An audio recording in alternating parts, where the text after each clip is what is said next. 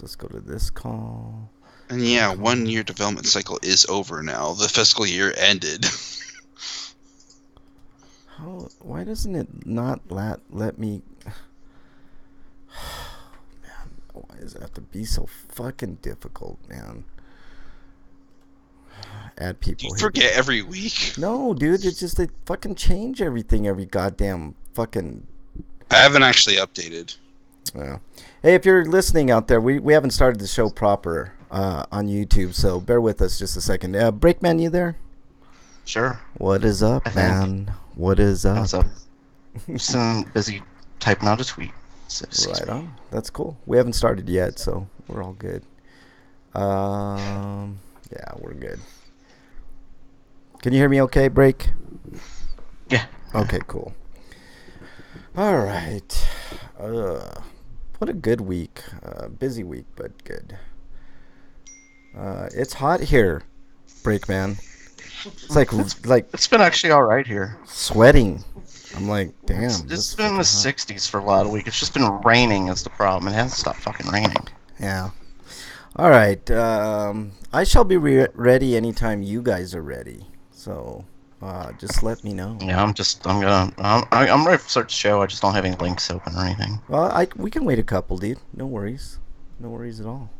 Sickfold. Looks like Sickfold is in chat. And Electrical Skateboard. I don't know what Electrical Skateboard is. I went to Electrical Skateboard channel, and it's like kind of like a gain a host thing. I don't know. But welcome, Sickfold. We haven't started the show proper yet, so welcome on in. All right. Just let me know when you're ready, Break, and then we'll... Yeah, that's fine. I'm in chat. I don't see anybody. Did anybody see me? I don't see you, dude. You might need to refresh that or get out and back in, whatever the case is. How about now? Nothing. Fuck me. Hold on. I gotta refresh. I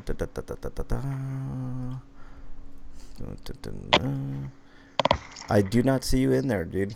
Gosh darn it, the heck! Of course, I don't even see Eric in there, so... I'm in there. I know. Hold on. Let me get out of it and back into it and see. Your shit be broke. My shit be broke, peeps. I'm redoing it too. All right. Twitch. Twitchers. What's up, Twitchers? Episode 482 live some time ago. No, not that one. The new one, the current one, you jackass. Oh, see? There God, you go. Twitch, know what I'm thinking. Do what I'm thinking. Do what you're thinking. Power Rangers audition tips. Don't audition. Oh.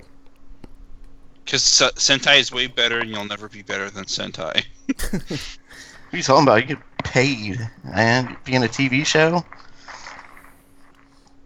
I'd do it. Hell yeah. I wonder how much they'd pay. You don't have to be good. How do I not see either? Yeah, because of the you? whole show's about being terrible. Eric, type something in the chat. The Geek Show, we don't have to put effort into it. Exactly. Like, who wouldn't want that job? It's cake. You're getting paid to act terribly. Yeah. Hey. No, but when you audition, you have to act like you mean it, because then they'll hire you. Yeah. Well, of course. Eric, type something in chat real quick. You have to do that with every job interview. Even if you're working at McDonald's, you have to pretend like you're excited to be there. And then they'll tell you not to care afterwards. Yeah. Once you're hired, you can quit. Yeah, there you go. What do you want me to do? Type something into chat, por favor. I did, and I see Eric. Yep. You see me, Eric? Yep. And you guys probably see me there, so we're good to go. I already know what the episode title will be. What's that? Get Good Friday. Oh God. Hey.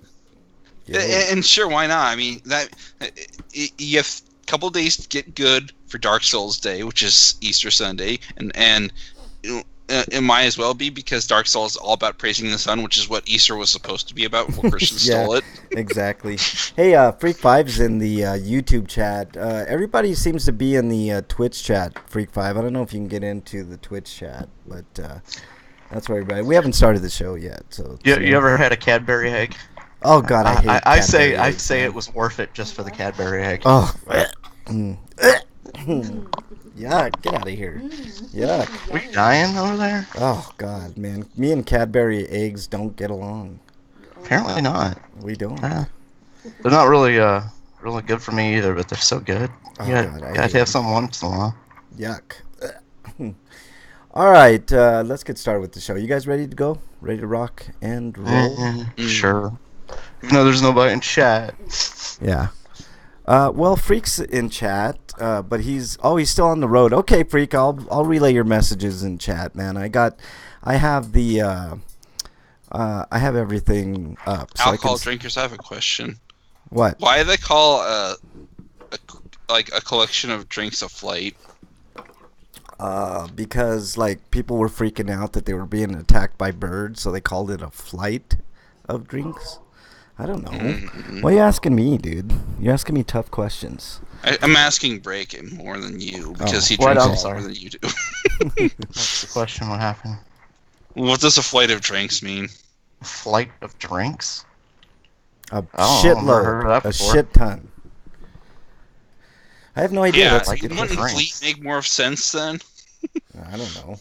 A murder of drinks probably would make more Like sense. flight of drinks, it makes it sound like you're drinking on a run. Yeah. Like you're flighty, like, you know. Yeah, like the cops chasing you, but you don't want to put that beer down. Yeah. All right, y'all ready to rock and roll? Yeah. All right, here we go.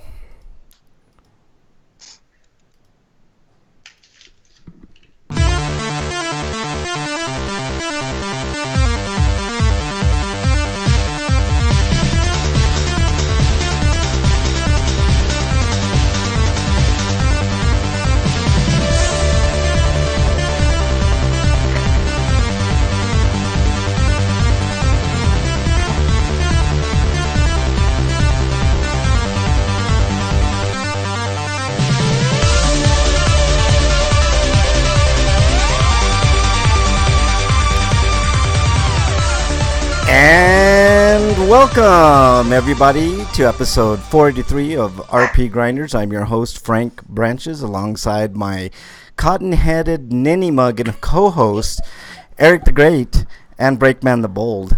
Gentlemen, how are you?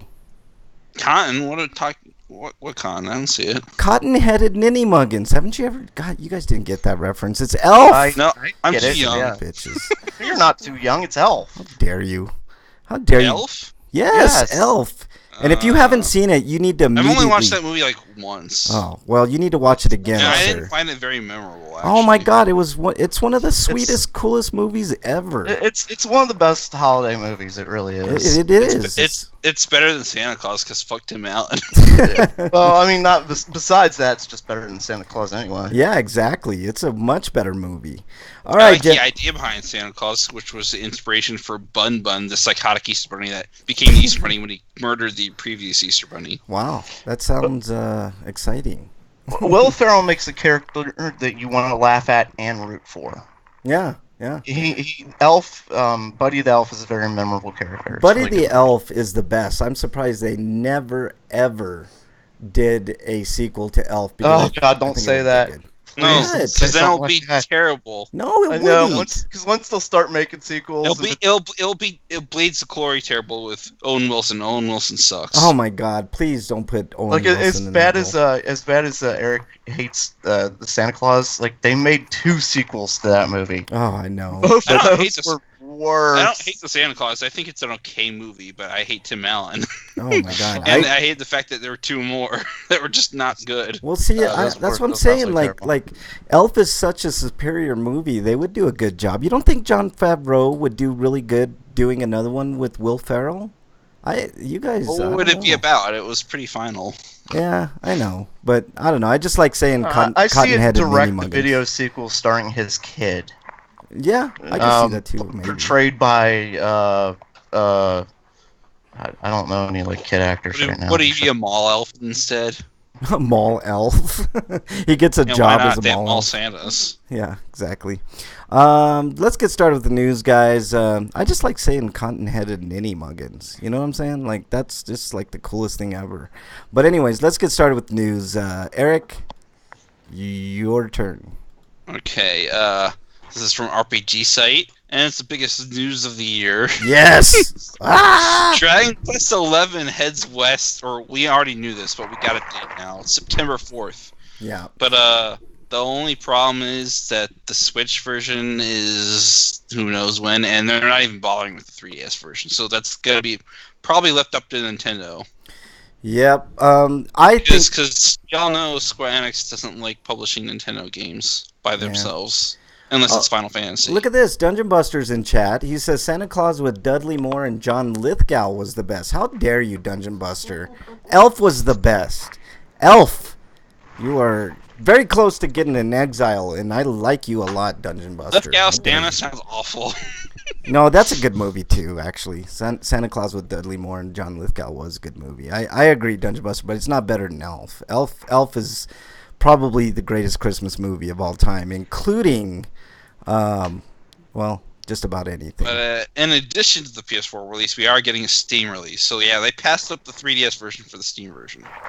Yeah, Which they're doing because more money. Yeah, for sure. Hopefully the game will do well on PC, and it will justify them doing a lot more in the future, though. So I'm glad they kind of did this. The only thing I don't sacrificing the 3DS. The only thing I don't like about this, guys, is how the main protagonist looks. He's so generic.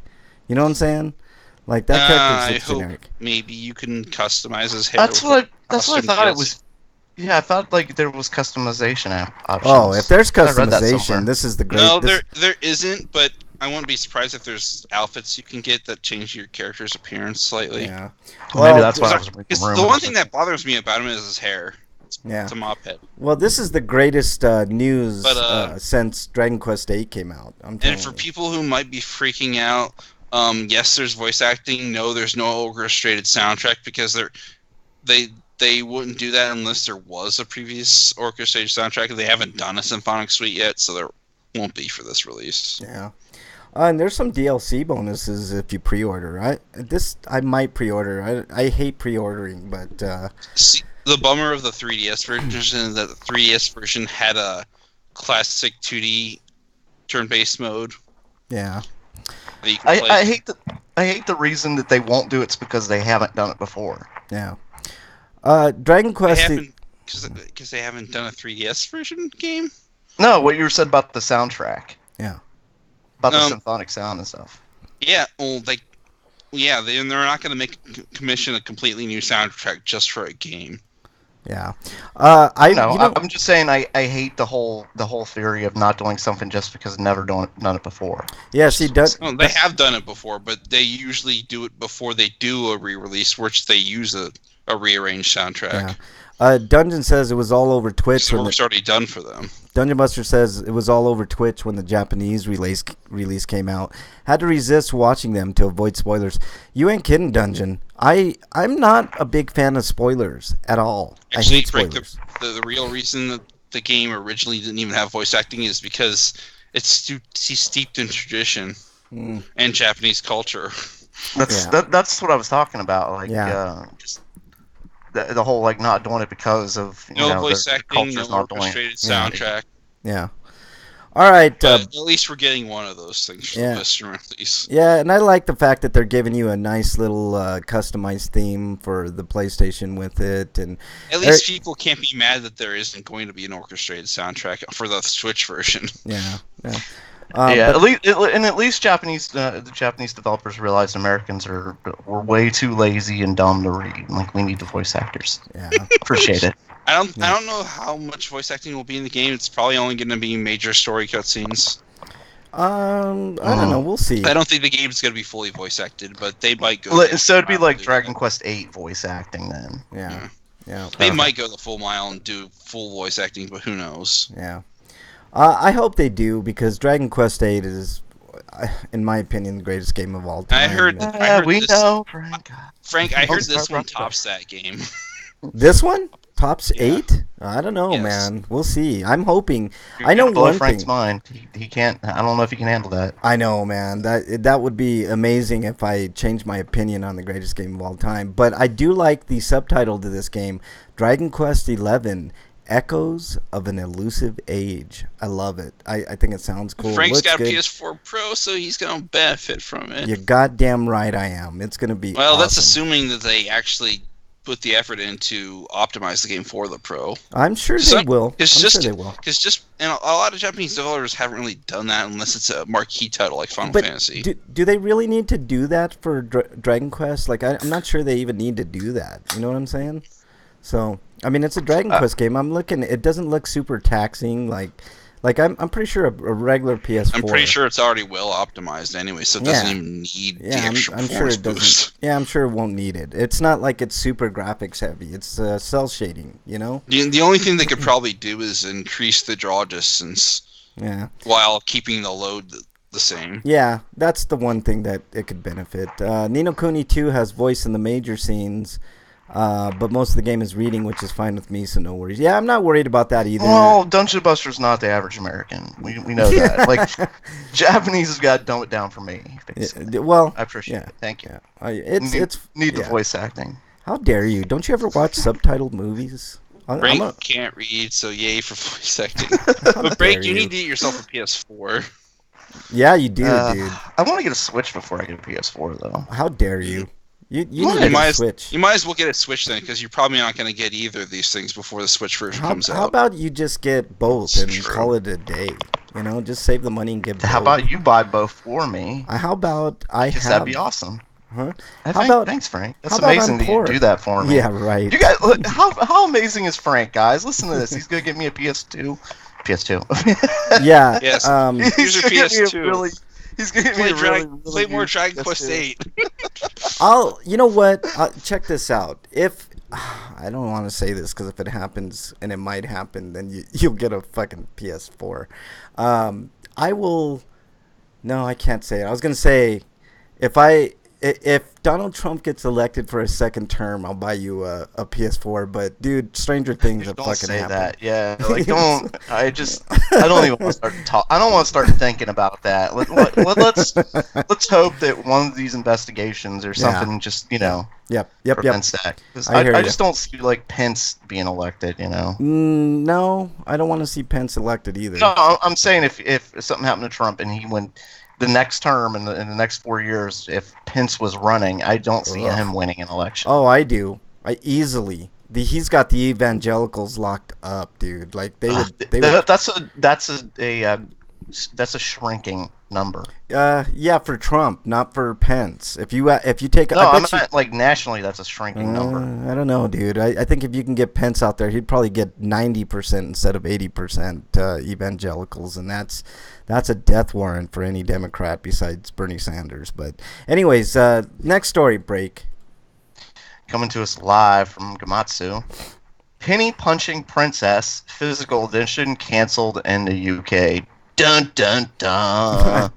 I know. Due to unforeseen circumstances. That's like when a celebrity gets divorced and it's always irreconcilable differences. Yeah, exactly. That vague ass statement. Yeah. Dungeon says whoever's doing Evan's voice is spot on for being that young king with a good heart in Ni no Kuni 2. He says the English acting is quite nice, so cool. I'm just thinking that UK is getting screwed with games recently. I mean, weird. Omega Labyrinth Z gets banned in UK, and now this doesn't happen. Yeah. That's sad. No pun. I'm telling you, Brexit probably has something to do with it. Brexit has a lot to do with a lot of shit going on in UK. What is going on with Brexit? We need Gripper to tell us. Gripper, tell us what's going on with the UK. I haven't kept up with UK politics. All right, next story comes to us from Gamatsu. Little Dragons Cafe launches this summer in Europe, so they don't really give us a date. Yes, Axis is apparently doing the North American release, but it just says a generic release date of spring. Yeah, I hate that. I think that's non-news. I think when they come out with that, that's like, it's like telling you sometime this year. No, wait, it says summer, just like the European release, but it's like, yeah, but does that mean like September then? Yeah, whatever. I'm not even going to give this story play because they don't give us a date. Eric, next story. At least it's coming. But yeah. Next story is East Origin for Xbox has been dated for April 11th. Yeah, looks good. I've never played Ys Origins, so it's going to have a new speedrun mode, which I can only imagine is going to come to the Vita and PS4 versions. Really? You think it's going to come to the Vita? That'd be weird. Yeah, they want to keep an exclusive mode. That's just something that entice the pot for speedrunners. Yeah, I guess. I've seen a lot of speedruns lately, like on old Nintendo games, like Friday the 13th. And what better way to introduce a new feature than to put it in a new version of the game? Yeah. It looks good. I think it looks good. I'm actually excited. I might pick it up. And a more bloody option for those who really like blood. I guess. It's like Ys Origin doesn't really need it. Yeah, exactly. Because there aren't very many enemies in the game that bleed all that much to begin with. Yeah. All right. I don't know why they'd want to go the MK route for this. Yeah. All right, Break. Next story, please. Coming to us live from Gamatsu. Regalia Royal Edition launches April 10th for PS4. Regalia. Yeah. April 10th for PS4, April 12th for Switch, and April 13th for Xbox One. Okay. I think that's all we need, there man. You go. Tactical RPG, so... God damn it, Dungeon Buster! You make me want to get Ni no Kuni 2 now. I know. Ni no Kuni 2 looks good. I was like, if I wait a couple months, I could probably get it cheaper. Yeah, I agree. Dude, it was really hard. Like, I was gonna trade in... You know, I heard that the original development team wasn't planning to bring it out in Japan. Yeah. But due to the demand, they did, because they were originally releasing it for the Western audience. I had a choice. I trade in my Wolfenstein game since I beat all of them, and I don't... Wolfenstein? Yeah. Not Wolfenstein? Oh, shut up, Eric. God damn you, son of a bitch. No, I traded in all those games for some credit, which I never do. I hate trading in games. But don't trade in games for credit. Sell stuff on eBay like I do. I know, most of the time. I should, dude, but I didn't want to wait. Like, I wanted, like, instant gratification. But I was going to buy... I was thinking about buying Friday the 13th, but I decided against that. And then I was looking at Ni no Kuni because it was coming out that night. And I'm like, man, I could get some extra credit if I trade this in for Ni no Kuni. Or I could just get Horizon Zero Dawn. I opted for Horizon Zero Dawn. Freak 5, if you're listening, man, I'm working on getting Friday the 13th soon, so hopefully it'll go on sale. I keep waiting for a sale for that fucking game. It's been out for a while now. They need to do a sale on Friday the 13th. But all right, next story, Eric. Next story is about that game we talked about, the remake. Yeah. It's coming to Switch and PC. Oh, cool. I can imagine the PC release is a Steam release. Yeah. So it probably is going to get localized in some form. Yeah, no date yet on it, but... There's no content because consoles don't do that stuff because hardware developers don't like that. Yeah, Dungeon said HZD is a great choice. All right, man. I appreciate it. I haven't delved into it yet. I'll talk about what I've been playing later, but I thought it was a good choice. The date is for March... let's see. It just says 2018. Yeah, doesn't have a date. I think it was talking about the original release for PS4 and Vita, which was like last year. Yeah, they don't have a date yet. Next story comes to us from Gamatsu. Inferno Climber Reborn, rated for PS4, Switch, and Taiwan. Survival action RPG coming to consoles. So that's the whole thing right there. It's a survival 3D action RPG hack and slash, puzzles and traps. Looks interesting. It sort of, to me, looks like maybe a late PS1, early PS2 game. Some people said it's kind of like a chibi Dark Souls. It looks okay. It looks fine. I don't have any problem with that. I want to play this, and I hope it gets localized. I mean, it's already on Steam, so it's a port job at this point. I'd like to see what Taiwan has to offer in the form of RPGs for sure. So it's not a Taiwanese RPG. Oh, why? What? Why is it? Okay, it's being released in Taiwan. The Taiwan game Okay, who did this game? Who does this game? It's a Japanese indie game. Oh, okay. Well, Grasshopper Manufacturer, I think. Okay. Well, I'm down. I'm down for Grasshopper Manufacturer. So I'm down. All right, break. Coming to us live from Gamatsu. Steins Gate Zero coming to PC via Steam on May 8th. Yeah. There you go. Yep, that's the story. Steins Gate 0. I hope they fix some of the errors I encountered in my PS4 release, which I didn't mention in my reviews since there were so few of them, unlike Chaos Child, which has a fuck ton of them. Yeah. Which makes me think that the localization for that was extremely rushed. But that's what happens when PewCube decides to localize 3 visual novels in the span of several months within each other. Did I tell you guys I almost ran into a bug on that was that game's that was their version of Ys 8, basically. Did I tell you guys I ran into a bug in Wolfenstein 2 where I just couldn't move anywhere? Like, I got stuck in between, like, a little corner, and I couldn't, I no matter what I did, change the camera, all this stuff, I was just about ready to reset it, and finally I got out of there. I was like, what Unstuck. Oh, God, it's so stupid. I swear I thought you meant like a wasp or a spider or something like that. That happened to me in both Uncharted 2 and 3. Wow, weird. Yeah, I've had a couple of glitchy things happen in the Uncharted game, too. So in Uncharted 3, it was in a pool, and Uncharted 2, it was getting stuck in the snow. Oh, shit. That sucks. All right, Eric, next story, please. It's just like, I wonder if the physics for this is the same, and they use the same exact code, so it happens, of course. Yeah. All right, Eric, next story. Anyways, hold on a second. Doesn't say anything about a date for Steins Gate, but next story is a game called Sea Salt. And it says, gives players monster swarms to punish those who've wronged Dagon. Sea Salt mixes elements of action games and RTS, giving players several different monster swarms that use to hunt down and punish people of a gloomy world. People who seem to have forgotten the Lovecraftian god Dagon, who rules them in favor of other deities. We get to fuck around with religious people for not worshiping the right god. That's awesome, man. This game sounds like Breakman would be all over it, man. It's got RTS elements, action elements.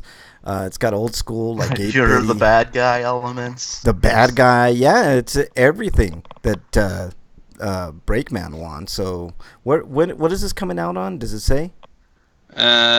PC. Wow. So currently, a demo is out on Game Jolt, and if you enjoy it, you can donate to the Kickstarter. I like the art style of this for sure. It's got a really cool art, like old school. It's really dark brown and gray. It's like the Xbox 360 all over again. Yeah, pretty much, man, for sure.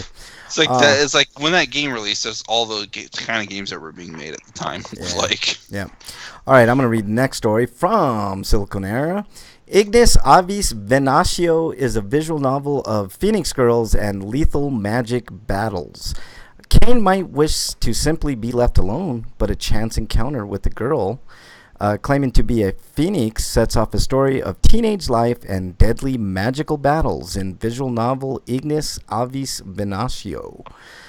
Players will follow Kane's adventures with the magical students and their familiars, as well as his own dealings with the Phoenix Girl, as players work their way through Ignis Avis. I just like saying this. Ignis Avis Venatio's storyline. Having been thrust into this battle, though, it will be up to the player to help him decide who to fight or if he should be fighting anyone at all. Ignis Avis Venatio offers a coming-of-age story that is quote, lighthearted, despite its focus on teens fighting to the death using magic. It sounds like Magicka, then. Yeah, it's available on Steam right now. So I mean, by Magicka, I mean Madoka Magica. You haven't seen this, have you? Or you haven't played this, have you? No. All right. I didn't even know about it until I found the news article. Yeah, it looks good, man. I like the art style for sure, man. But, you know, if you happen to come across it, Eric, let us know how it is, because I won't be playing it because it's a visual novel and it's on the PC. So, but it looks good. With all the games coming to Switch, it might come to that. Yeah, maybe. If it comes to Switch, I might check it out. All right, Break, you're up. Story comes to us from Siliconera. The Pirate's Fate is a romantic visual novel of change and choices. Yeah. It's also about furries. Oh, yeah. His boner's lost. The Pirate's Fate is... Oh, I didn't have one. Thank you. The Pirate's Fate is a romantic visual novel of piracy, change and the importance of who the player is in the story, with characters constantly changing mindsets and even appearances based on decisions the player makes throughout the story. Milla is the newest member of the Dread Pirates, a motley crew they're hard rockers, out to navigate storm-swept seas, treasure-laden coves, or just a rowdy tavern. Their main goal is to find a set of magical coins that have the power to change someone into what they wish to be. And it is up to, those would be awesome. Yeah, hey. I wish to be very, very, very wealthy. It is up to the player whether they wish to be the ruthless treasure hunter, a kind-hearted pirate, or a cunning leader in order to find these coins before other pirates do. Depending on how the player works through the story, though, characters can change in drastic ways. There are many different characters the player can romance throughout the pirate's fate, but these characters can become completely different people based on how the player progresses. Yeah. Characters will undergo changes in personality, appearance, age, gender, or species, becoming entirely different people based on your progression. Oh, so they're not furries, they become furries. You can become furries if you want to be. Okay, you can make romance a slippery, complex thing, but also gives players many different potential loves. Yeah, this is interesting, and I'll tell you why this is... It just happens that everybody wants to be a furry in this. I'll tell you why... That's all I've seen so far. I tell you why this might be a hit, all right? I'm going to go out on a limb and say this game is going to get... a lot of buys, not like major buys, but for an independent, I'm going to tell you why in my opinion, this game is going to be a sleeper hit, because people love changing appearances in video games. They love it. It's one of the things. People like representation too. They do, and the fur. You cannot discount the furry element. I'm telling you, this game has a chance to be bigger than the average game. So yeah, look for this to do pretty well. Dread Pirates, I love it, man. It's a bad week to be a furry, I guess. Yeah. Well, yeah, pretty much. Why you say that, Break? Any other bad furry moments? The recent ban with the recent law our government passed about internet companies that promote stuff like, for instance, Craigslist, using those websites for, a lot of those websites have been used to, traffic children and stuff like sex trafficking. Yeah.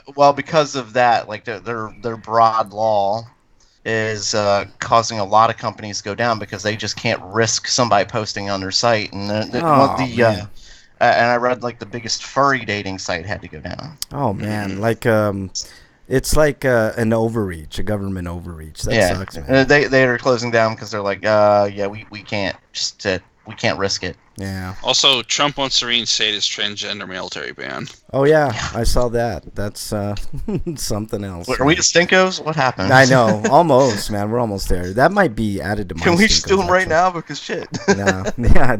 We'll we still got homie discounts. Let's go to homie discounts. PlayStation Plus has a bunch of cool free games. Oops, excuse me. Holy cow, that was weird. They got free belches? Yeah, they got free belches. Sure. Free belches, everybody, for everybody. But no, PS4 has Mad Max, which I believe is a really good game. I totally enjoyed Mad Max when I played it on the Xbox One Game Pass. But for free, you guys should check it out. Qbert rebooted. I never had a chance to play the rebooted version, but oh well. It's just a fun, just a diversion. You're also getting Trackmania Turbo, which in my opinion looks like shit, but it's for free, so you can't beat free. PlayStation 3, you're going to get In Space Rebrawl, Qbert Rebooted, and Toy Home, whatever that is. PS Vita, you're getting 99 Vitas and Qbert Rebooted as well. I think this is like the last month you can get PS3 and Vita titles. Yeah, so pick those up. They're getting rid of those. yeah, so pick those up. And I think they're going to limit PS4 titles to just 2. Yeah. I wish they would bring that up to 3 or 4. That'd be really cool. Games with Gold. There already is 3. It's just this will be the last time you can get even that much. Yeah. Games with Gold, you can get The Witness, which is that's a good thing because it's normally $39.99. From April 16th to May 15th, you can pick up Assassin's Creed Syndicate, normally $49.99. So I currently don't have gold, so could I just get like a month and then get that for free? Of course. Yeah, of course you could. I do. That's what I do. Every once in a while, I'll just plop in the gold and right now another little homie discount, bonus homie discount. I think the Witness is coming to the Switch though, so maybe I'll just wait on that. Get it for free, dude. $10. I mean, then you can get all the other shit. I'll just wait until it's $10 on the eShop then. I guess, dude. But because I don't even know when I'm going to get around to playing it. Eric, let me finish, dude. I have to rebuy gold just to play a Witness. Eric, let me finish. Yeah. Well, no, yeah. Frank. Oh, sorry. What? I know, you son of a bitch, Breakman. Xbox 360. This is why you should get it this month, because April 1st to 15th, you got not because of this game, but you get Disney Pixar cards too, which sucks. But here's the other one. This is the one right here from April 16th to the 30th. Dead Space 2. So, yeah. It's gold this month. There's also Asprey Syndicate, which I heard is not that good, but yeah, I heard it's not good, but a $50 game for free plus The Witness for free plus Dead Space 2. I bought the Syndicate for like $15 on PS4. Yeah. They're also having a spring sale. Yeah, they're having it now. They are having a spring sale. Try to sell it for $10 later once I finally get around to playing it. They're having a spring sale, which includes too many games to list here. Yeah. But yeah, you can. There are some good deals and other deals that are just not good enough. Yeah, I think Battlefront 2 was like 35 or 30. What the hell? What is wrong with you two? Jeez. I know, it's the belching hour. Man. It's the belching hour on RPGrinders for sure. But those are the homie discounts. Make sure you check that out. I highly recommend. And you know what? If you were to get gold now, you could pick up. I think you could pick up Super Hot as well. So Super Hot and Trials Blood Dragon.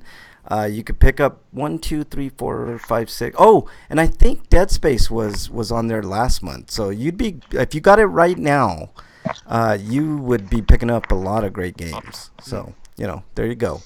Homie discounts, y'all. There's a PS Plus sale, and I don't know. Oh, I think we did mention what was in that. And that's it. Any Twitter questions or comments? I got a Headlander on the PS Plus sale. Okay. That was like $10. Oh, cool. Twitter questions or comments, Breakman?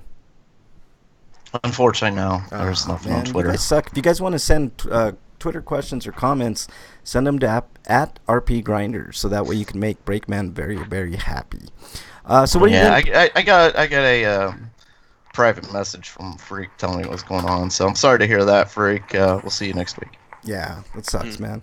I don't know what's going on, but it sucks. Yeah, it's a personal loss, one of those things. Oh, I think I did hear about that. Yeah. Best to you, Freak 5. Freak 5's been having a tough beginning of the year, man, for sure. All right. So what have you been playing, Break? I've nothing really new. South Wars Park 2? on the phone and Halo 2, Halo Wars 2. And that's about it. I've been busy. I really haven't had much time to play. So yeah, this week I didn't get a chance to play much because I've been watching a lot of movies, which I'll talk about later. Eric, what have you been playing? I played more Yakuza Kiwami. I finally finished that yesterday. Nice. Or not yesterday, Wednesday, before I saw Ready Player One, which I'll be reviewing later. Cool.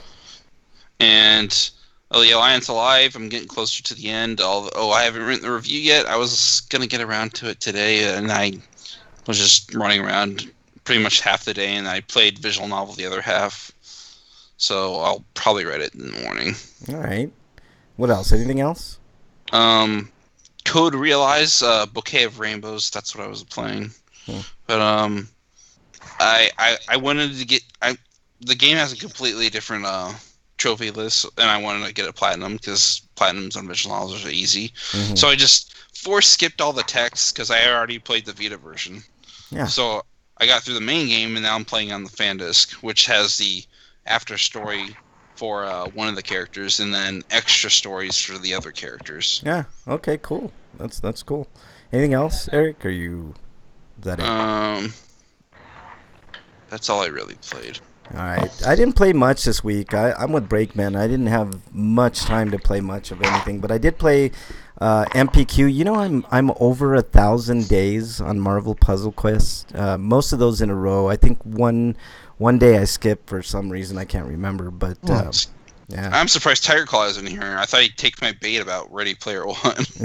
Ready Player One or the furry story. He seems to know. I think don't say he's not here yet, because maybe he'll show up. He's lurking. Usually when you mention Tiger Claw, he shows up in chat. So yeah. I played Seasons After Fall again. I love that game. We talked last week about games that you kind of like take a break from all the shooting and killing, and that is definitely one. It's a beautifully looks hand drawn to me. I don't know if it is for sure or not, but it looks fantastic. It's very lush and pretty, and not much is going on except you gather, I don't know, these like little lights, and you know, it's a platformer and it's fun. And wait, what? Which game? Seasons After Fall. You play as a fox. I thought you were talking about Super Lucky Sale, because that's pretty much what you do in that game. No.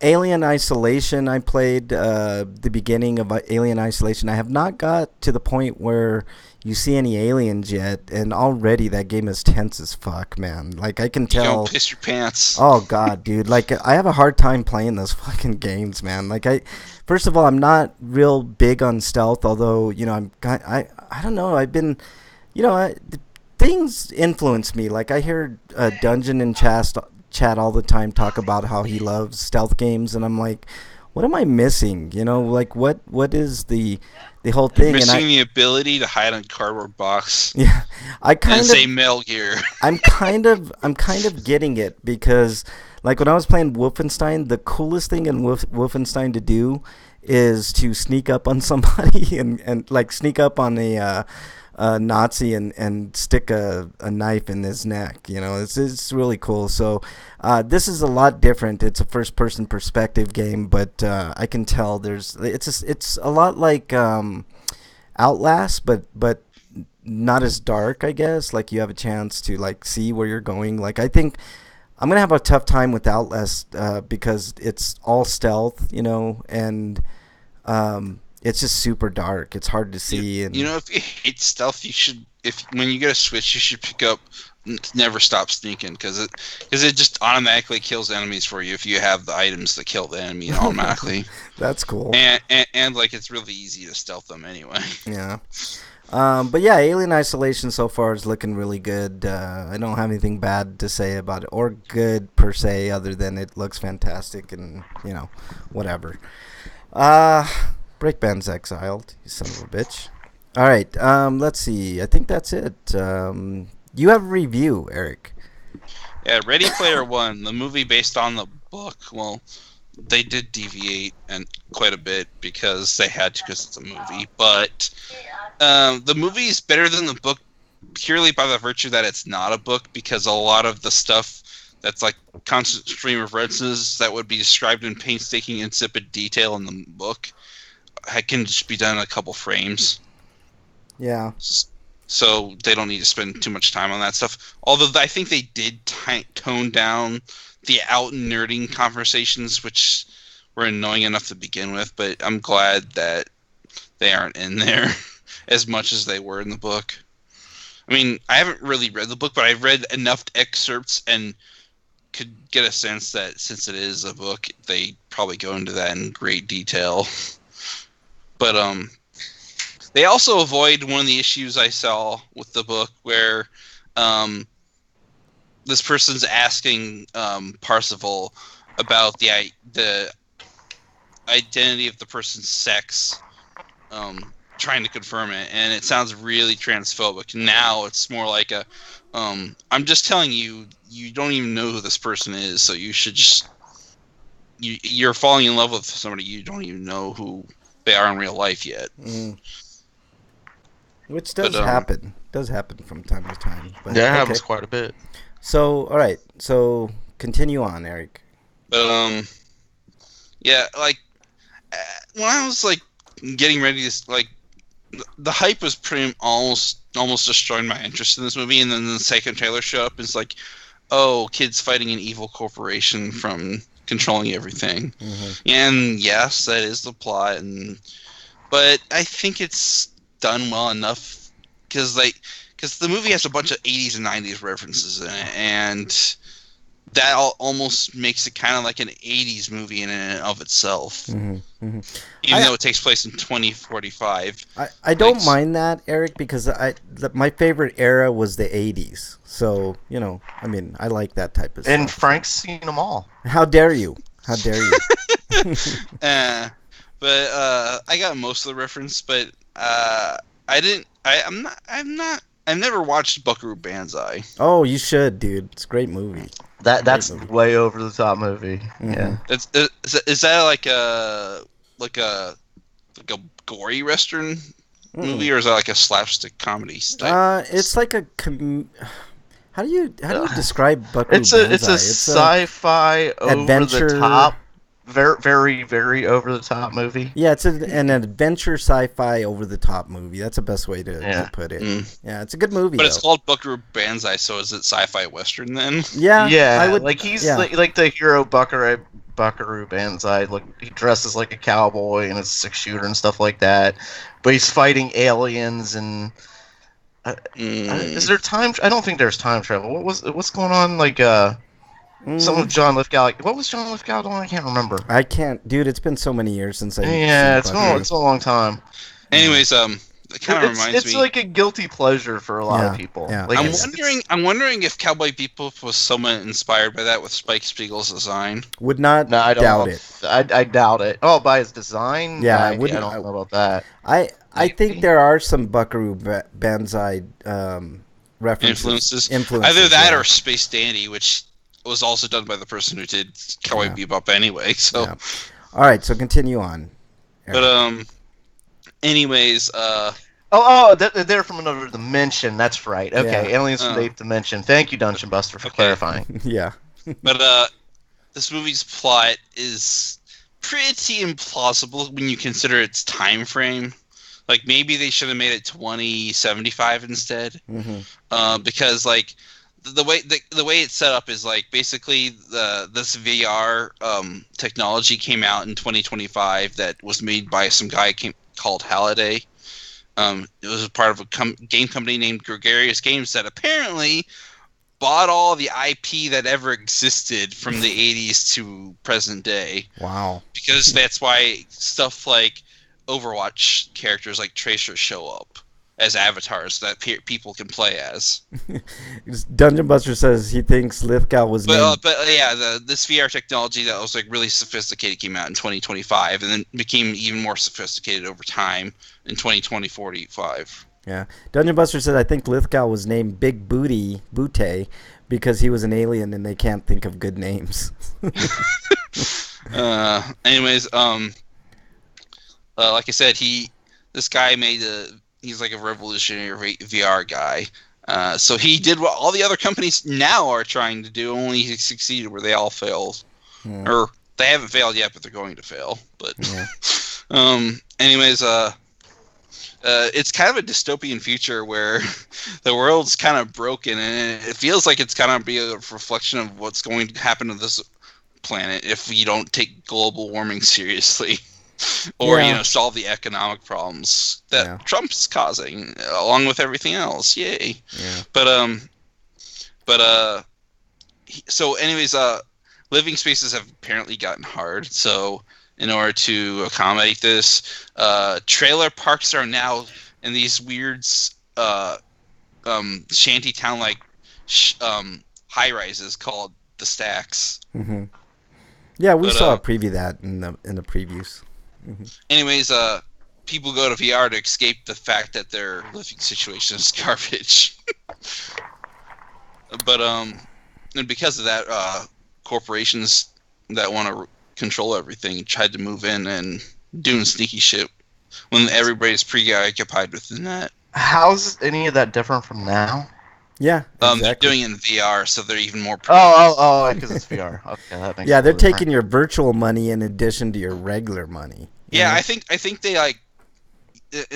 like they're actually using bitcoins as a currency, and they actually just call them coins. They don't call them bitcoins.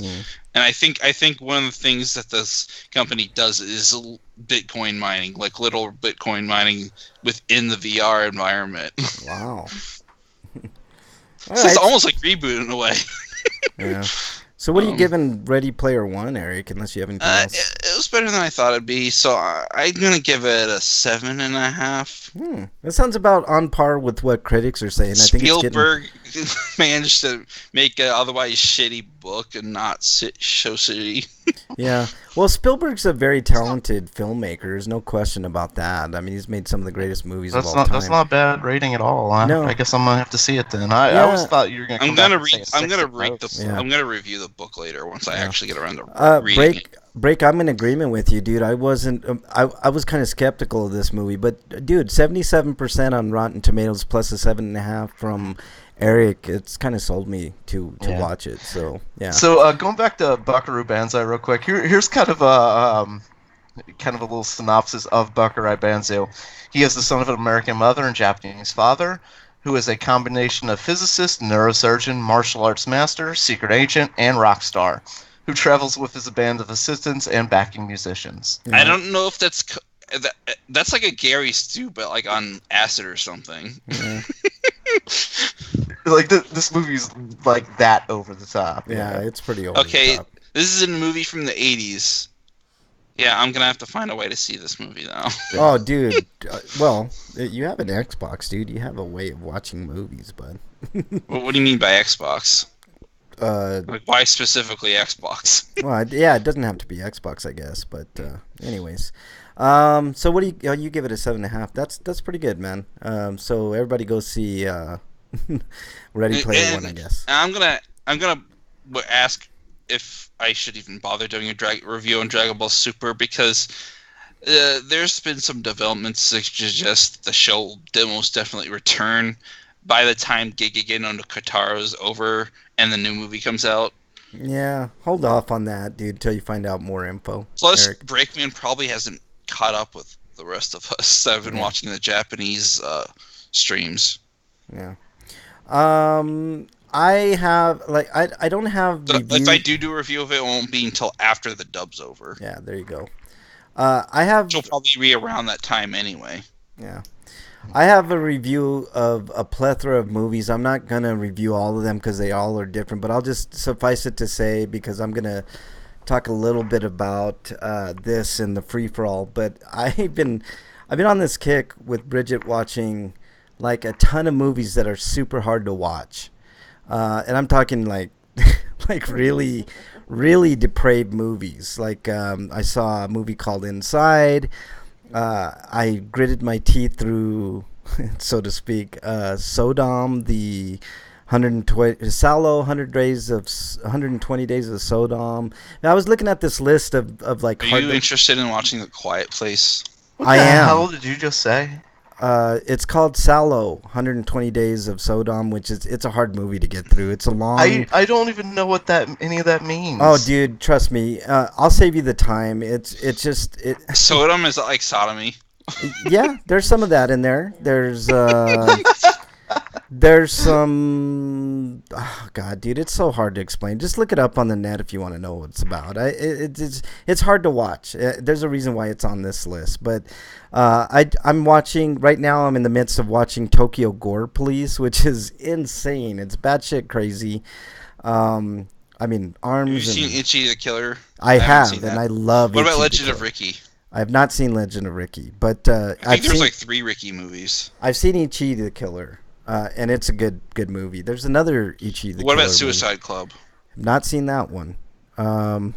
Let's see. I saw Inside, which is batshit crazy, but it's a good movie, and it's scary. And oh man, it's that one's about a pregnant woman that it's like a home invasion versus a pregnant woman. That's all I'm gonna say about it. It's tough to watch too, but it's worth a watch. what else? Cannibal Holocaust, which is, I do not recommend watching that, especially if you like animals. Is she a killer on streaming anywhere? Yes, it is. I think it's on Amazon Prime, if I'm not mistaken. It could be on Netflix. I got my Fire Stick. I could put it on there. Yeah, there you go. Let's see. So yeah, Cannibal Holocaust was another. There was one more we watched, but anyways, I just been on this real weird kick watching a lot of just hard to watch movies, and it's going to continue because each of the killers on that list. Another one on that list is Audition. I don't know if you guys have ever seen Audition, but that one's really, really tough. I'm trying to remember the name of this movie. I'm not sure if it's exactly right, but have you seen Last Call Waiting or something? I have not. It was a Japanese horror movie about like a phone call. The person gets a phone call. Oh yeah, and, like, they'll die like right afterwards. Yeah, there's an American version of that, and it's not good. But the Japanese version's okay. Yeah, so that's what my reviews is just.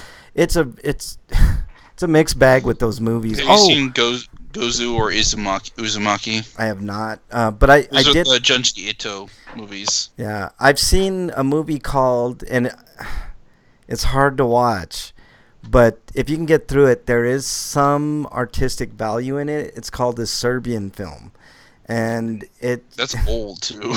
It's not old. It's I don't know. It's relatively old. It's old enough that I remember them talking about it on DPL. Yeah, it's actually a decent movie. But it's hard to watch. I don't know. I can't explain it. Like, it's about this porn star that gets involved in this weird, they want to film another movie or two, and the stuff they have him do is just batshit insane. That's all I'm gonna say. And that's about it. Let's see. Let's move on to our stinkos. Breakman, do you have a stinko of the week? Yeah, I've got two. One of them involves my Sweeto. It's baseball season. It's opening day for the Reds was today, and they lost, so that's one part of my stinko. Yeah, my Rockies lost too, dude. Enjoy that. Rough way to start the season. Mm-hmm. But my other stinko goes to, and this happens every fucking time some psychopath gets locked up. Yeah. The latest psychopath, and I'm just not gonna mention his name. Yeah, don't. Please don't. Yeah. He's not worth mentioning. No, well, he's getting so much like the love mail, and like he gets more fan mail. Well, I don't know. I mean, there's like one almost every week now, so it's like hard to keep up. Yeah, it really is.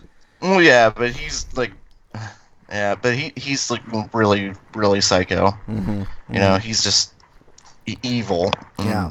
Yeah. But anyway, you know what I mean. Yeah. But the fact that people send him love letters and fan mail and everything like that every time one of these asshole pieces of shit monster terrorists or whatever you want to call them. Oh, terrorist is a good. Yeah, I mean, yeah, they're a homegrown terrorist. You know. Yes. Domestic terrorist. Domestic terrorist. That's the term. Yep. Yes. Yep. I'm guessing Nicole's a Diamondbacks fan. Yeah. Yeah. Listen to this little tidbit I saw in the news headline. President Trump designates April as second chance month for people with criminal records. Because of course. Yeah. He wants to recuse himself. Why not? Yeah. Break. I'm with you 100%, dude. But this is not. It's just so sick that this happens all the time. It's not uncommon. I was gonna say it's not uncommon. Like Ted Bundy was getting like fucking fan mail. I mean, Charles Manson got married in jail, didn't he? I mean, I know he was engaged. I don't know if he got married. Oh, he got married. He got married. Oh, he did get married for sure. Okay. Yep. It was just it's so. I just don't understand it. Yeah, I don't get it. Are you finished with yours, Break? Yeah. Let me go on to mine since you mentioned that asshole. It's kind of related to mine. Mine is Laura Ingraham versus a Parkland school survivor. His name is, I think, William Hart. Yeah, I saw that. What the fuck is wrong with some people? Seriously. I said Ingraham. I misspoke. Her name is Laura Ingram. But who cares? She doesn't deserve to have her name pronounced right at this point. No, she does because she's a piece of shit, and I think people need to know how big of a piece of shit she is. She went on this weird... Laura Ingram, Laura Dunham, both of them suck. She went on this weird kind of attack on William Hogg, who is 2 weeks, mind you, 2 weeks removed from surviving an attack on a school, a gun that the Parkland school attack, and she chastised him and said that he was. Hold on, Eric. And Frank, you went out for a moment. We didn't hear anything you said. Do you hear me now? We hear you now. Okay, I don't know if chat did though. Okay, what I was just gonna say, Laurie Ingram went on this weird kind of like chastisement of William Hogg, saying that he was whining about things about not getting into college and stuff, and I'm like, this dude has a 4.1, maybe a 4.2. It's like they've been going back and forth between that. Like that's above an A average. I think that's A plus territory. So why would she pick on a kid? She's a loathsome. I understand disagreeing with him politically, but like attacking him for stuff like that, like attacking a kid, like that's like you can disagree without attacking him. Yeah. Right? Yeah, but it's not hard. Yeah. But even really the things that he was saying, like, how could you disagree with somebody that's been through it?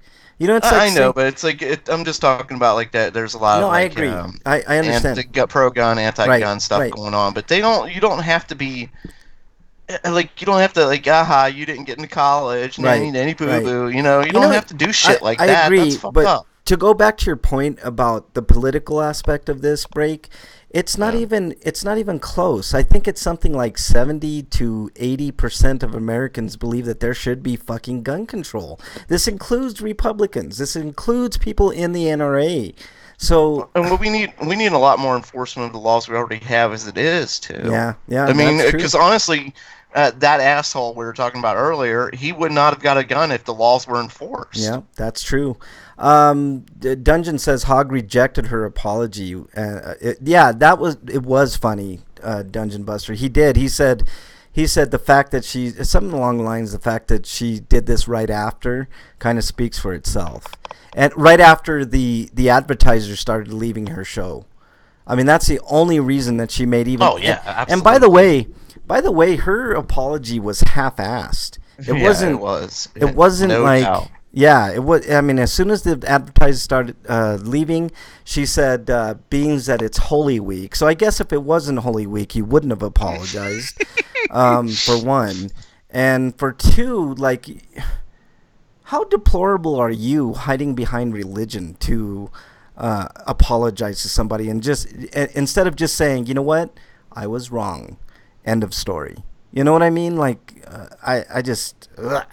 She's disgusting. Laura Ingram is she? I hope that of all things from this whole thing, she gets fired from Fox, because Fox is actually starting to feel a lot of pressure from advertisers. So I guess that's one good thing that came out of that. She loses any more. She's also lost a few advertisers. If she keeps losing them, they'll have to get rid of her because they need the advertisers. Yeah. I mean, literally, they are they are the ones who make those rich people richer. Yeah, and by the way, William Hogg is 17 years old, and he sounds super eloquent on TV. If you've ever heard, like, that's a guy that could be a future leader one day. I mean, you can disagree with him politically without like attacking him. Yeah. Because I understand, like, it's Fox News and they're going to disagree with him politically. They are. Yeah. But you're an adult attacking a child. That's the point I made, man. It's ridiculous. I mean, come on. Think for 5 seconds. Yeah. All right, Eric. Like, send a tweet like that. Just stop and think. Exactly. Eric. Huh? You're on. Yeah, my stinkos. Yep. Elon Musk proves that he's just another rich white fucker. Oh, why? Would you say that? Let me read the article in its entirety, please. Because otherwise you won't understand. Is it long or? No, it's not particularly long. Let's hear it. Splinternews.com. Tesla CEO Elon Musk, a billionaire, just received an unprecedented incentive-laden pay package that could earn him tens of billions of dollars, but his employers also get something. Exhortations to work faster. Says ICC has made Elon Musk startlingly wealthier because it is the fabulous and future of cars, but has a lot of trouble with one minor task: building enough of them.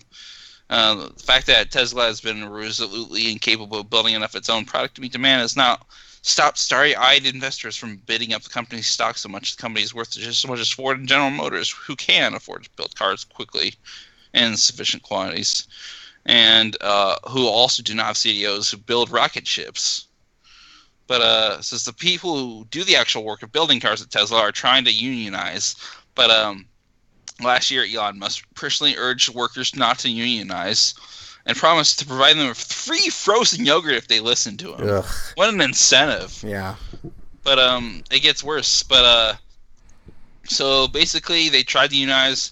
They got punished for it, and that was like a year ago. So now we're in present day. And per internal memos, the heads of engineering and production spelled out measures to free up workers for the Model 3 line and challenged them to reach production goals. Doug Field, the engineering chief, told staff they exceed 300 Model 3s a day. It would be an incredible victory at a time when short sellers and critics are increasingly doubting the company's ability to fill CEO's vision of building a mass production electric vehicle manufacturers. And the quote here says, "I find that personally insulting, and you should too," Field wrote in the March 31st email. "Let's make them regret ever betting against us. You'll prove that a bunch of haters wrong. Work faster, harder, but don't get paid a lot of money for it, but I do." It would be something different if they said that, if Tesla was, the company was to say, if you meet this goal, we're giving you a $5,000 bonus, everybody. You know what I mean? Like that. Or $1,000 bonus or something. Like if there's no incentive to do more work, why would you do it? Everybody works for a reason, right? Like Brakeman, you don't go to work just because you like it, right? I mean, you may like it or you may hate it, but what's the incentive for you to go to work? He's right up there with Jeff Bezos, offering stock options instead of actually paying his customers. Yeah, well, although I think in that case, Bezos is worse because at least they're getting paid. Yeah, that's what I was gonna say. He's slightly worse than, or better than Bezos. Bezos is just, I mean, we've already chronicled Bezos on this show, but which, by the way, Bezos in Spanish means kisses, so I don't know why that is relevant. Kissing his own ass, maybe. Yeah. Elon Musk is a different cat. I like the Tesla company as a whole because of the fact that they're producing electric cars, and I am like all for that. You know what I mean? Like that's just the way it is. Tesla stock was wrecked this month. Apparently we haven't found bottom yet because Ingram proves we still have a way to go. Yep, that's true. And he says, I think Tesla shed something like 27% of its worth this year. This month was the worst in its history because of all the controversy. Yeah, there's no doubt they're having a hard time keeping up with demand. I think Tesla's backed up for like 2 years in cars, man. Like people that have signed up to get their cars have to wait up to 2 years, and maybe you shouldn't be investing in rocket ships while also doing cars. Well, maybe he should think about merging with a company like GM or Ford that could, one, use the influx of money, and two, could help with production of these electric cars. Like, no, because he won't do that because he's too greedy. Apparently. Yeah, that's what I'm saying. Like he is greedy. Like there's no question. Minus the greedy part. You know who he kind of reminds me of? Like he's kind of like the development version of Peter Molyneux. Like he has all these grand ideas, and he just spends all this money to keep trying to. Instead of software, it's hardware. That's a great analogy, Brakeman. I like that a lot, man. Hardware is cars. And that pretty much ships. sums it up for fans of RPGrinders. That's for sure. Dungeon says they should all be like Evan and fight monsters and invite people to live in a happy kingdom. Yeah, there you go. So yeah, Elon Musk. I think we can all agree. Like, if you're a billionaire, you're almost automatically an asshole because other than Bill Gates, it's like people have said, and there's probably research to back it up. The richer you get, the less morals you have. Yeah, and also the more because you lose perspective. Of what everybody else. You lose perspective, and you become very out of touch with regular people. Like it's no longer within your realm of thinking. It's like now I think the Mega Millions jackpot. Unless you're like highly disciplined. Yeah, I think the Mega Millions jackpot's up to like what, $500 million. If you were to win that, you would lose touch with reality real quick. Like, you know what I mean? Like, I don't know. But anyways, I don't play the lottery because it's a scam to take money away from poor people. It sure is. You're right. You know. All right, Break. You're Sweeto. I mean, originally the lottery was supposed to pay for roads and stuff like that. Yeah. None of that happens anymore. You know, the money's just going into people's pockets. So my Sweeto is it's now baseball season. Yay! Yeah, it's good. Which means also the weather's gotten warmer over this past week. It's just been raining. Keeps fucking raining, but whatever. It's April showers and May flowers. Even though it's March, so maybe we'll get March showers and April flowers. Something like that? Yeah, something like that, yeah. Well, if it rains tomorrow, then yeah, March showers, but... Yeah. I think I have a song for that, but I'll look it up. Is that your Sweeto? Yeah. I had another one, but I didn't write it down, so I can't remember what it was. All right. Eric.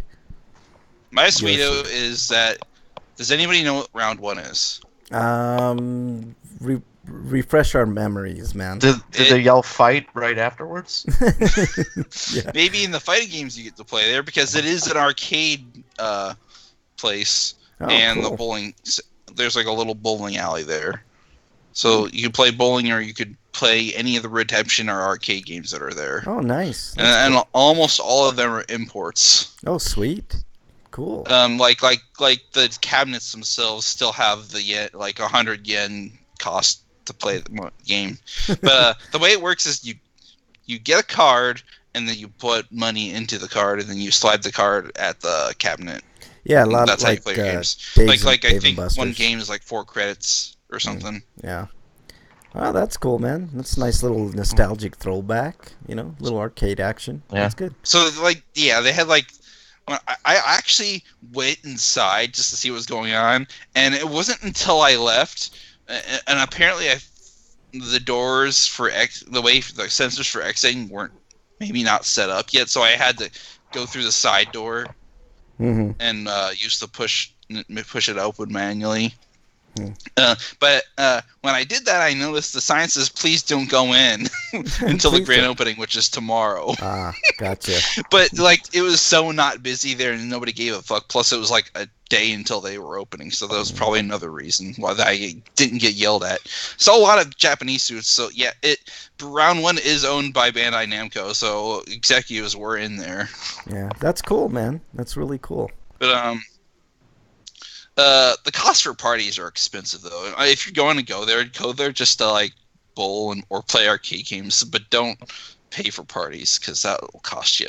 Yeah, well, I mean, it's good if you can afford it. It's like $300 for a party. Yeah, well, it sounds actually reasonable nowadays, dude. I mean. Well, maybe maybe if you went there and you had your wedding reception there, maybe that would be a good place. Yeah. But yeah. All right. The bowling alley arcade, that reminds me of the good old days. Yeah, exactly. Yeah, I saw the Luigi's Mansion arcade game. Wow. And Tekken 7 and Street Fighter 4. Not Street Fighter 5 though, for whatever reason. Yeah, that's weird. They should have a Street Fighter 5 machine for sure. And they arcade machines I didn't know existed, like the Tatsunoko versus Capcom. I don't know if there was an actual arcade version of that in Japan, but they could have just easily taken the Wii version and put it in a cabinet and have you pay to play it. Yeah, maybe our Japanese listeners can let us know if they have those over there.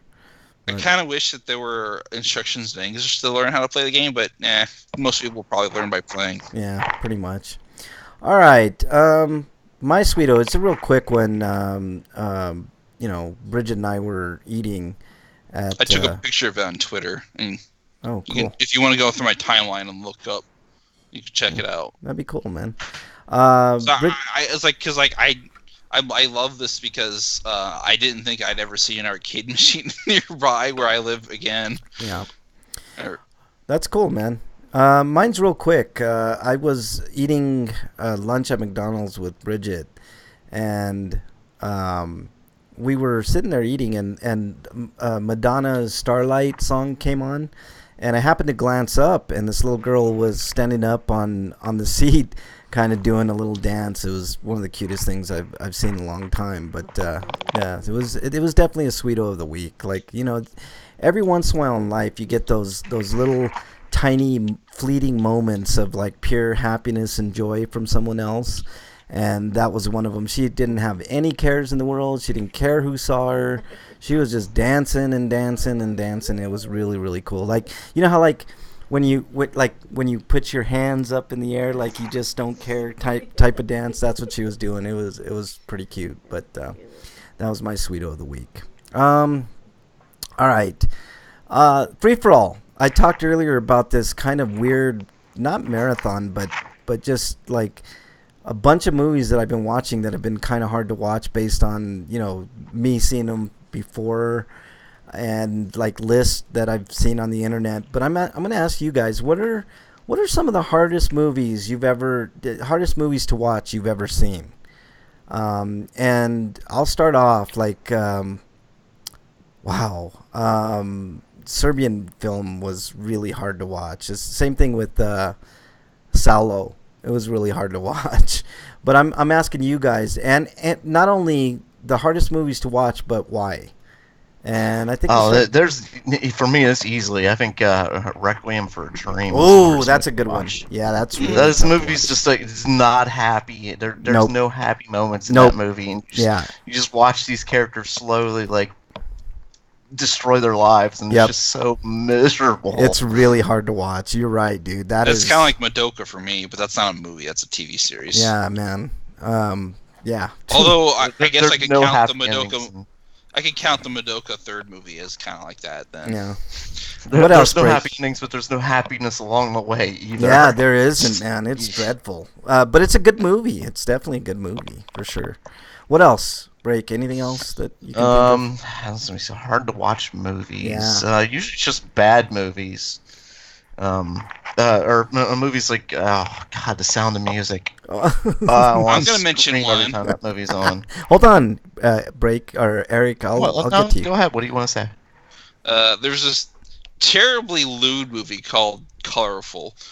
Normally that might be okay, but the fact that it's just a bunch of stupid skits that are supposed to be comedic in nature, but they're not funny at all. Yeah. Because they're extremely repetitive and poorly animated. Yeah. But yeah, don't watch Colorful. I stopped watching that after 10 minutes. I was like, this is the worst thing I've ever seen come out of Japan, and it's not even funny. Anything else you can think of, Break, that? For me, it's usually stuff like that, or I know everybody loves this. We talked about Christmas movies earlier, but oh my god, It's a Wonderful Life. I hate that movie, man. So fucking boring. Yeah, I can't stand that movie. How about Citizen Kane? I've never seen that. Oh, Citizen Kane's good, dude. That's a good flick. I've never seen all of that. Yeah. I've only seen bits and pieces. I've already seen the end, so there's no reason to go see the apparently the inspiration for fucking everything. The Room. Yeah. Citizen Kane, a rebel without a cause. Yeah. Citizen Kane is a great movie.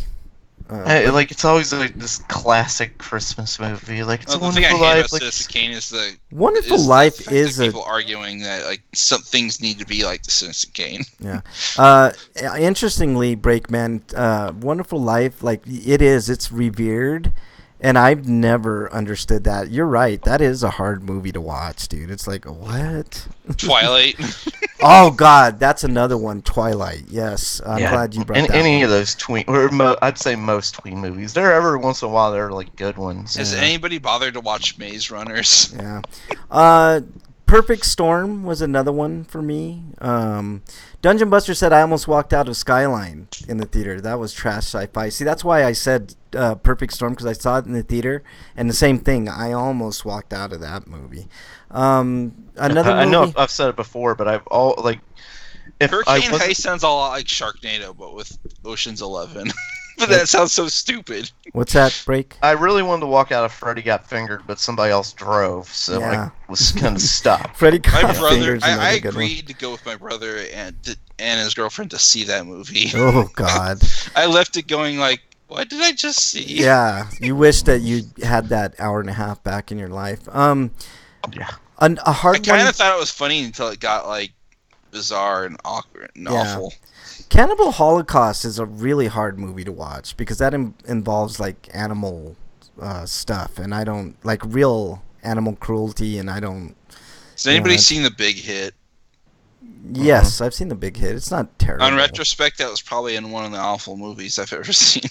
Yeah, it's. I mean, I don't know. I wouldn't say it's hard to watch though, but it's not. But it's like. It's like stupid. Here's one. Dumber for having seen it. Here's a couple. Schindler's List. Anybody that can get through that movie without a lump in their throat has no soul. That movie is hard to watch because of the emotional factor. Same thing with Saving Private Ryan. Really hard to watch, man. I could argue that Space Odyssey 2001 is hard to watch because you'll be tempted to not stop watching it if you're not a person that likes think pieces. Oh God, I love that movie. Dungeon says remake. I'm not saying it's hard to watch for me. I'm just saying other people. Yeah, I could see where some people wouldn't watch it. Remake of Ben-Hur was painful to watch because the original is really good. Yeah, I heard the remake was awful. But I also like there's some interesting things about the original Ben-Hur. Like at the time, like that chariot scene was like the most lavish scene ever put on film. Like it cost something like I think they said at the time like. How about Ten Commandments? How about Passion of the Christ? Those are hard to watch. Oh yeah, I was gonna say Passion. I've never seen Passion of the Christ. I saw the entirety of that movie, but yeah, I would never want to watch it again. Eric, I think we talked about this years and years ago when that movie first came out. It is hard to watch. Like, take the religious shit aside. Just watching somebody get beat for like an hour straight is really tough to stomach. Like, and it's in gory. It's in gory detail too. I'm mentioning the Ten Commandments just because the acting is so terrible. But Passion of the Christ for sure is on that list, man. That might be on the watch list this weekend because I'm still on that kick. I mean, you want to see awful things. I've seen pretty much everything like so far, and we still got a whole weekend of like hard to watch movies to go. So I'll give you guys an update next week on that. But yeah, Passion of the Christ. Oh, upcoming sequel. Yeah. I can think of like when I was a kid, the most boring movies I ever saw. The Jetsons movie and that movie called Bear. Bear was a hard movie to watch, yeah. You know what else is... How about Benji? That movie is sad. I like Benji, man. I like Benji. It's a good movie, yeah. It's just... Yeah, like the Vinci movies always have the like sad moments and they're so good. Yeah, and I heard Netflix is bringing them back, so fingers crossed. You know, one is hard to watch. They're gonna make a gritty reboot, aren't they? I remember from the previews I've seen, actually kind of look like they're kind of staying in that kind of cutesy mode, you know. Yeah. What about something like there's a scene in The Revenant that's really hard for me to watch, the bear scene. I mean, it's fucking awesome. But holy fuck is it graphic, man. It's like really hard to watch. I don't know if you guys seen Revenant, but the bear scene, man. Holy shit. How about Dark Crystal? Because those skeptics scare me. They're just creepy motherfuckers. Maybe. Hey, yeah, no. If there's something like that's hard for you to watch. What else? There's been a lot of movies for different varying reasons. Whether it's the Labyrinth hard to watch because of the Bog of Eternal Stench. Yeah, I just wanted to mention that again. Yeah, the Bog of Eternal Stench. No, that's a great movie. And it's definitely not hard to watch. But it's hard to not look at Bowie's crotch though. I know. You know another. It wasn't hard for me not to look at it. I don't know why. No, it's hard. It's like very. It was what I meant. It's very prominent on the screen. There's like no way you couldn't see his crotch on the screen. Like you guys are making it sound like you were like taking notes and shit. Like, you got a whiteboard out and start drawing. Dude, if I could pull off a fucking leotard like fucking Bowie in Labyrinth, I'd be doing that shit all the fucking time, man. Like you guys would hate it because I'd be I'd be doing that all the time. I'd throw away your outfit. You might as well have been wearing a Speedo and no pants. Oh, God. Throw everything out and get a ton of skinny jeans, right? How dare you? Skinny jeans and like the sleeveless tight shirts. I think the babe with the power gave him a little too much power in the Netherlands. Yeah, exactly. Let's see. No, but let's see what else. Whether it's because of emotion, like it's just hard to watch because it's sad. Oh, I'll tell you another one that's hard to watch. I Spit on Your Grave. Really hard to watch. Antichrist. I don't know if you guys have seen that movie, but that's really hard. It's a Lars von Trier movie, and Lars von Trier doesn't fuck around when it comes to graphic shit like shown on screen. Gaspar Noé is another one. He did a movie called Irreversible or Irresistible.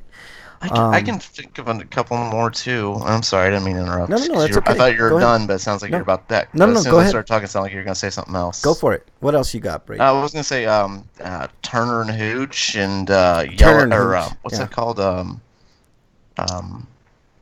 other dog movie where the dog dies. Beethoven? No, Beethoven didn't die. Beethoven doesn't die. Oh. No, Old Yeller. Where the Old Yeller or Red. I never watch that. I feel like that movie's too ancient to watch. I'd rather read the book. Where the Red now, but like Old Yeller and like Turner and Hooch, where the dog dies at the end, it's like, what the? Oh my!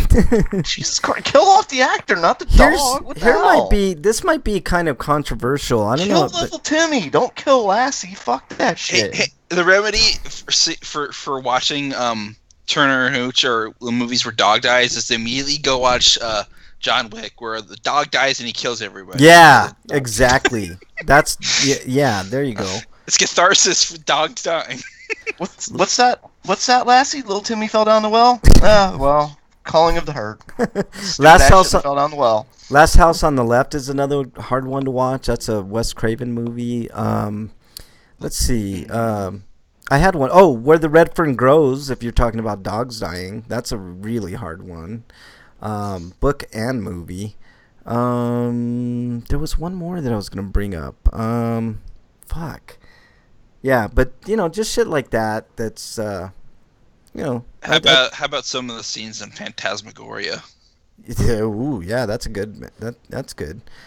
Here's a controversial one that you guys might not agree, but I find like sometimes when I'm watching RoboCop, the scene where Peter Weller gets shot up, that's pretty hard to watch. Where he becomes a corpse, basically. Yeah, that one's fucking insane. Yeah, it's pretty insane. How about the scene later in where one dude gets melted? Oh, the toxic melt scene. Yeah. Dude, that's pretty gruesome. I love that movie though. Yeah.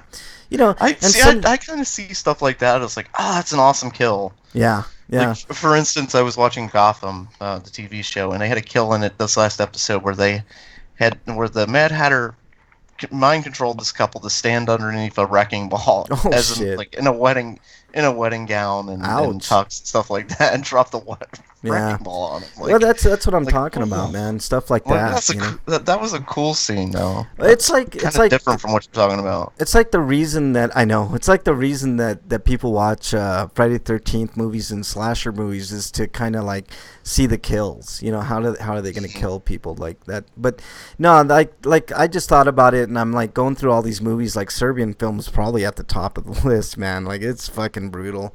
And I was just thinking of like a lot of the torture porn movies. Like it seems like they just want to try and outdo each other. I'm not a big fan. Like Hostel, I guess would be hard to watch, but that's like Eli Roth to me. I'm not a big Eli Roth guy. I think I've mentioned on the show why I'm not a big fan. But that I could see that being something hard to watch. Same thing with like the Saw franchise, like all that, But it's more like less about like, it's so gory and stuff like that, because I've seen gory before. It's just that they do these like long stretches of like gory things, like slowly peeling skin and stuff like that, and it's just it's not exciting. I know another one. Like, there's too much not going on. I know another one that I forgot that's up there in the gore factor, but it's a good movie.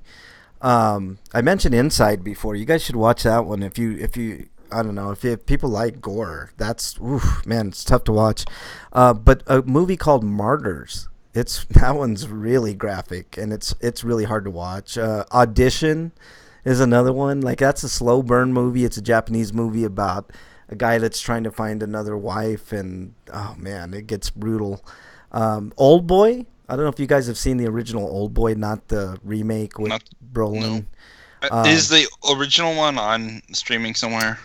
I think it is on Netflix, if I'm not mistaken. Or the new one? The new one, I don't know. Don't bother with the new one. It's not great.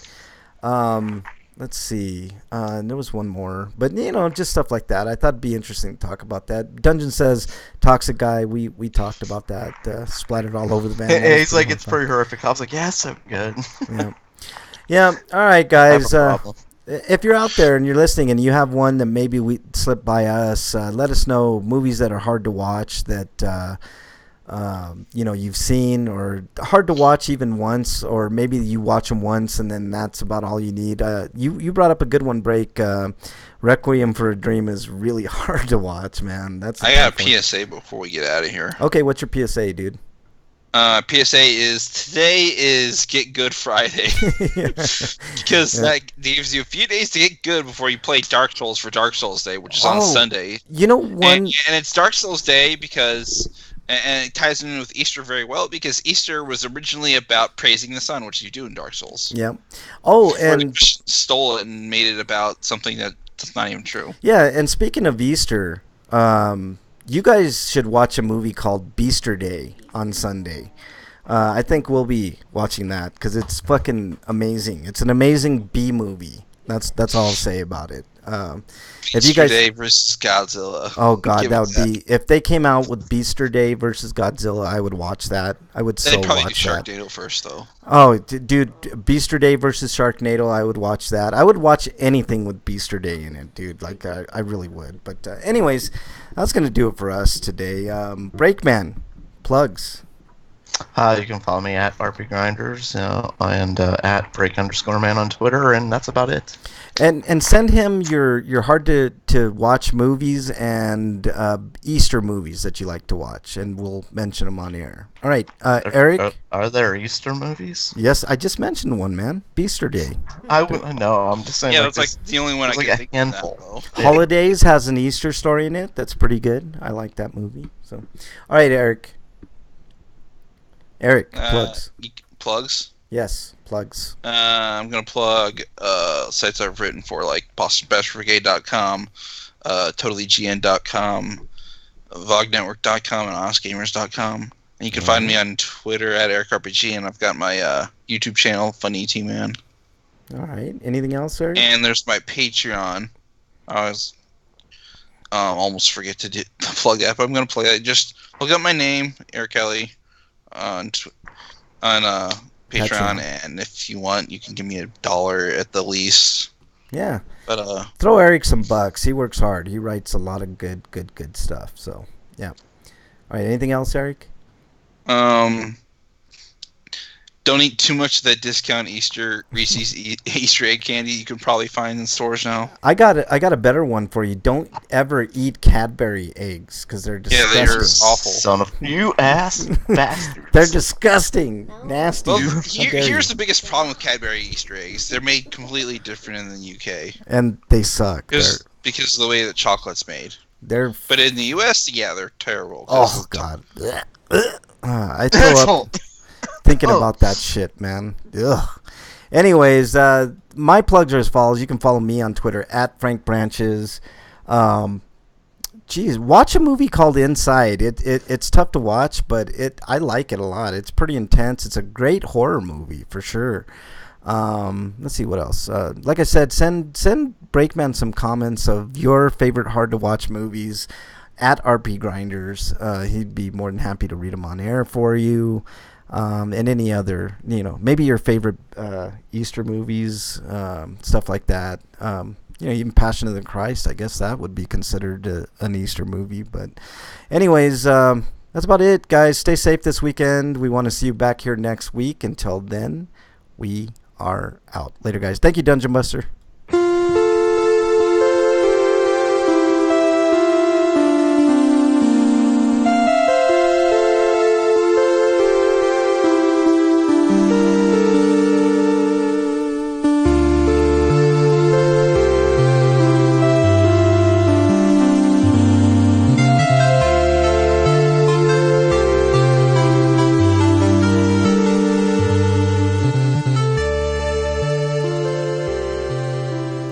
Hey, Freak 5, if you're listening too, thank you for joining us on your road trip. Appreciate it, man. And also to you, of course, Dungeon Buster. I'm going to end the stream, but have a good, safe weekend, guys, out in YouTube land and on the archives and on Twitch. Thank you guys so much. We supremely appreciate you guys for sure. Later.